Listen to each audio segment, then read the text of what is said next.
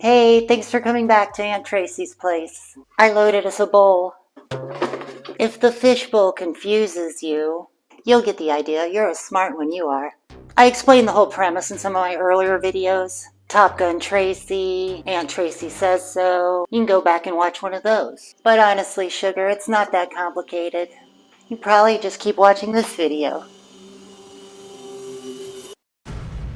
What did that say? Just now. What did that say? You can subscribe to this channel right here. Seriously, what did that thumbnail say was at the end of this video? I know it's been a while since I put out a video, but there have been struggles, mishaps, missteps, sidesteps, some fuck-ups. I broke my elbow. Technically, I fractured the radial head, which critics agree Fractured is Radiohead's worst album. I still can't, fully extend it. I was in a cast for 3 weeks. It wasn't humorous. There goes my promising professional tennis career. So I'm gonna take it easy today. I am still on painkillers. For the elbow. And the medication is affecting me. I'm usually a lot peppier. You're just gonna have to forgive my Robitussin flow. So I'm gonna take it easy today and just answer one question. And one question that's not, how did you break your elbow? The first rule is, I'm not supposed to talk about it. What? Robitussin flow. Alright, so it looks like the question for today is going to be... Hello? What's your favorite scary movie? Are you serious? You have to have a favorite. What comes to mind? The best kind of scary movie to me? I like monster movies. Godzilla, Aliens, The Wolfman. Nothing gets my heart racing like a big, powerful, relentless, fully egregious beast. I like monster movies for the escapism, the jump scares, the indescribably horrendous creatures. And it's comforting to know that when the end credits roll, there aren't any monsters in real life, are there? What did that say? The thumbnail that you clicked on to watch this video. Did that say there was a monster at the end of this video?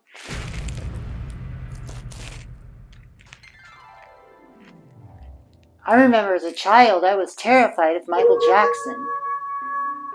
My music teacher in our elementary schools, she showed us the Thriller video in class, and when the light from the full moon transformed Michael Jackson into a howling werewolf in a Letterman's jacket, I ran crying out into the hallway while the other kids made fun of me and laughed at me. But I was convinced, way back in the 80s, that Michael Jackson was, in fact, a real-life monster. I hate to be an I told you so. I am so sorry. It's all my fault. I don't know why I insisted on continuing with this video. I read the thumbnail. I knew there would be a monster at the end of the video. I am so scared. I don't know whether to put on more eyeshadow or take it off. I saw Jurassic Park my first sophomore year in college, which if you're doing the math at home makes me about 27 years old. Do you know that scene where Dr. Ellie Sattler heroically dashes into feral velociraptor territory, rebooting the power and restoring the computer systems and the electrified fencing surrounding the Tyrannosaurus paddock? When Dr. Sattler engages the final switch and takes a momentary sigh of relief, before the velociraptor bursts out of the woodwork and scares everybody. That scene haunts me, for 2 reasons. When that velociraptor jump scare hit, my friend Ashley jumped out of the theater seat next to me with such a violent rush of panicked alarm, somehow I got kicked in the face in the process. And my lip just split open, which is painful under normal circumstances, but excruciating if you've just consumed an 11-gallon bucket full of movie theater popcorn. As bad as that experience was, nothing could have prepared me for the time when, years later, I would find myself in the exact same situation as Dr. Sattler. Seriously, it was exactly the same. I was running for my life from a prehistoric monster. If I was going to fabricate or embellish any part of this story, wouldn't I have reminded you to never ever forget the ever applicable and unequivocally official epigram here at Aunt Tracy's place? Aunt Tracy is a fictional character. Any similarities between the events described in this video and actual events is probably a fucking coincidence. Or the result of a bad trip, or a glitch in the Matrix, I don't know. Whatever you think sounds plausible. Okay, so there are a few little insignificant details that distinguish what happened to me from the plot of Jurassic Park. The first being, I wasn't on my way to restore power to a fictional amusement park stand-in for the reckless arrogance of capitalism. I was on my way to the craft store to buy a half-dozen styrofoam heads, as one does. After getting off at the bus stop, I needed to walk down a little path between the buildings to get to the craft store, which was in one of the newer parts of town, so the encroachment of commerce upon nature's unvarnished beauty was still relatively fresh. It wasn't uncommon to see wildlife in the city, but I was accustomed to the fairly tame, socialized wildlife that I usually see. A bunch of opossums behind Jiffy Lube scrounging for parts for a 67 Impala, woodchucks begging for quarters at the stoplight, antelope smoking cigarettes on their break at Burger King.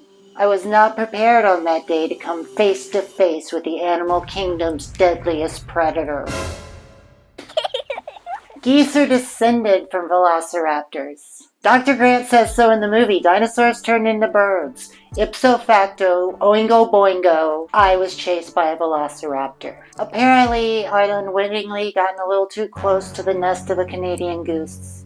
I froze, hoping the creature's eyesight was based on detecting motion. The beast bared its fangs at me, blood dripping from its beak.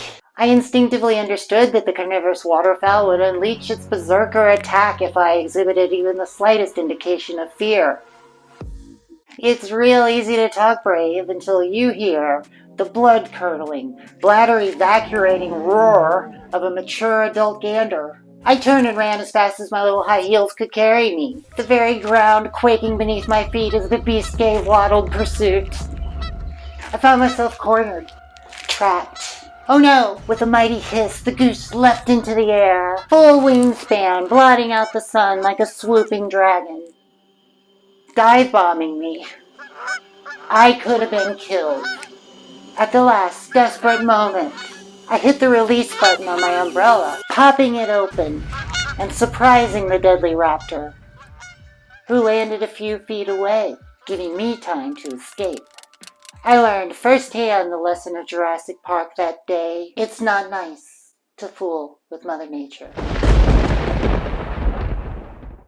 It always bothered me in the movie how John Hammond never really got any comeuppance for basically feeding his grandchildren to his pet dinosaurs. The movie ends with him riding off into the sunset on a helicopter bound for Itchy and Scratchy Land. In the book, Karma devours Hammond after he falls down a hill. And Compsognathus dinosaurs paralyze him with their poisonous venom and feast upon his flesh. A fitting end for somebody who deliberately and selfishly imperils innocent children in a misguided quest for power. Fortunately, there isn't anyone like that in real life, is there? Tell me what the thumbnail said was at the end of the video, please. The thumbnail that you clicked on to watch this video. You've got to warn me. This is Missouri Attorney General Andrew Bailey. Back in April, Bailey's office attempted to unilaterally implement an emergency rule banning gender-affirming healthcare in Missouri for both minors and adults. Citing a Consumer Protection Act, Bailey argued that gender-affirming care is already illegal under Missouri law because the treatment is too experimental. He's talking nonsense. We took his rule to court and then they blocked it. His Christian fascist views are just so toxic. I'd like to stick my foot up in his coccyx. He's talking nonsense. Bailey says gender-affirming care is too experimental. Modern transgender healthcare began in 1918. So as a medical treatment, it predates Band-Aids. Literally less experimental than Band-Aids. A circuit judge blocked Bailey's emergency rule after a lawsuit. But for a month or so, nobody knew whether or not their hormone pills were about to become illegal. Well, illegal for trans people. If you're cisgender, here, help yourself. But if you're trans, none for you.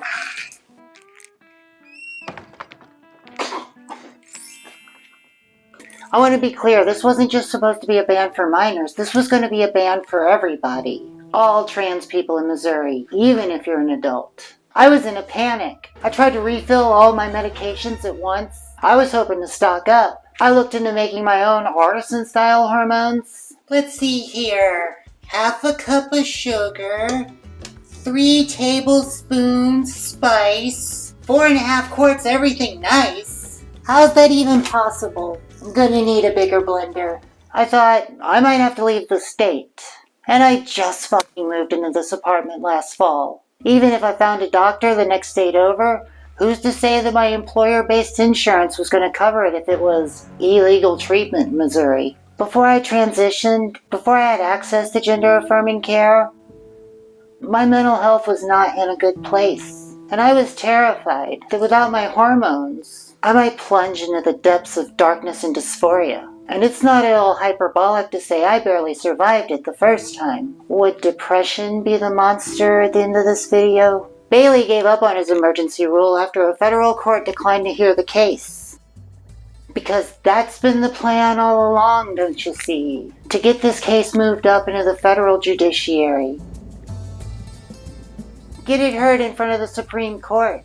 And have you noticed anything in particular about our luck in the Supreme Court lately? Bailey's running for re-election. If watching monster movies has taught us anything, it's that these cocksuckers are relentless. Just when you think you've won, that you're safe, the monster pops up out of the water, and you have to dispose of them.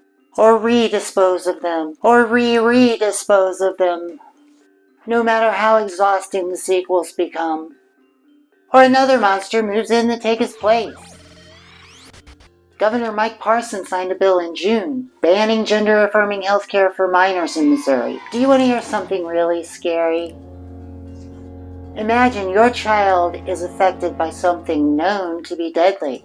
Imagine you know an effective intervention is available, and that this treatment was recommended by the American Psychological Association, the American Medical Association, the American Academy of Pediatrics, basically every medical major association in the country. Imagine you were being denied access to that treatment, the one that was proven to be effective. Would you stop at anything to get your child the health care they needed? Wouldn't you feel like you were surrounded by monsters? These politicians, they're not going to stop until they pay some sort of social price for their actions. What would Bruce Campbell do in a situation like this? Well, he'd cut off his hand and replace it with a chainsaw, but I don't want to become a monster to stop a monster. If I was in a room with Governor Parsons, with Attorney General Bailey, with any of the Missouri legislators that voted these transphobic bills into law, what could I do to influence my local representatives? To make it clear that I stand in opposition to them?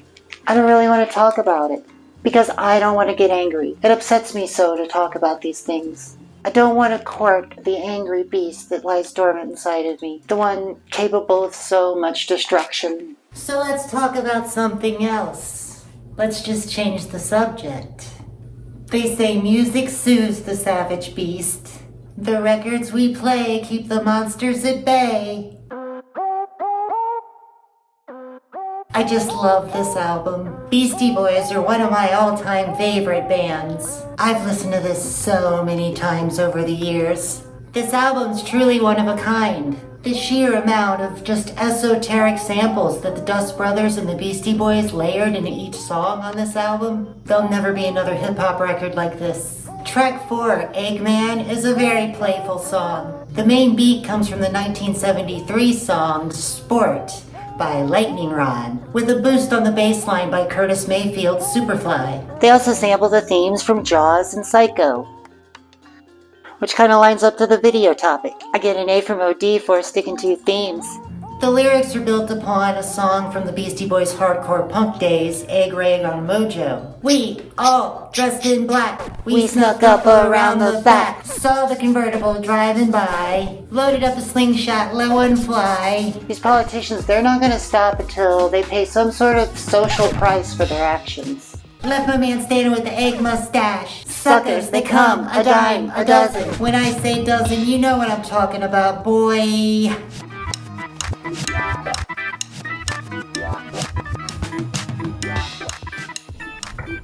Yeah, that's right. Driving around, queen of the town. Always got my windows rolled down, ready to throw.